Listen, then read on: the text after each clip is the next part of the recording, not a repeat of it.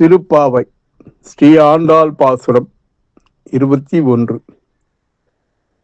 ஏற்ற கலங்கள் எதிர் பொங்கி மீதளிப்ப மாற்றாதே பால் சொரியும் வள்ளல் பெரும் பசுக்கள் ஆற்ற படைத்தான் மகனே அறிவுராய் ஊற்றமுடையாய் பெரியாய் உலகினில் தோற்றமாய் நின்ற சுடரே துயிலெழாய் மாற்றார் உனக்கு வழி தொலைந்துன் வாசற்கொன் ஆற்றாது வந்துன் அடிபடியும் மா போலே போற்றியாம் வந்தோம் புகழ்ந்தேலோர் எம்பாவாய்.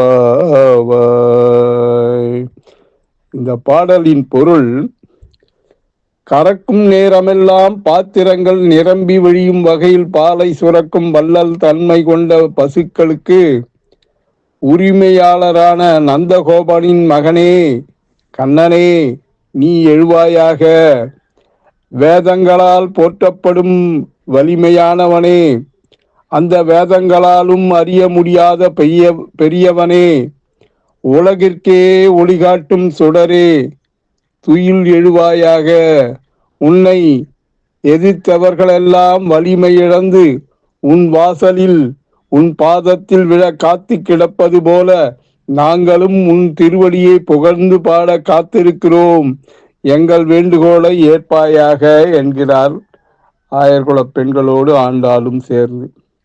இதனுடைய விளக்கம்: மன்னாதி மன்னர்களெல்லாம் உன் காலில் விட காத்து கிடப்பது உன்னிடம் உள்ள பயத்தால். ஆனால் நாங்கள் அவர்களைப் போல பயந்த சுபாவம் உள்ளவர்கள் அல்ல. நாங்கள் அந்த மன்னாதி மன்னர்கள் போல் பயந்த சுபாவம் உள்ளவர்கள் அல்ல.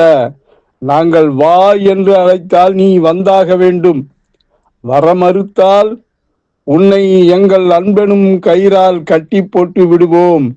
அப்போது நீ தப்பவே முடியாது என்கிறார்கள் ஆயர்குல பெண்கள். ஆம், ஆண்டாள் மாலைக்குள் புதைந்து கிடந்த ஒரு தலைமுடியால் அவனை கட்டி போட்டு விட்டாளே ஆண்டாள்.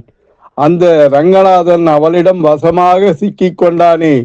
இதுதான் பக்தியின் உச்சநிலை.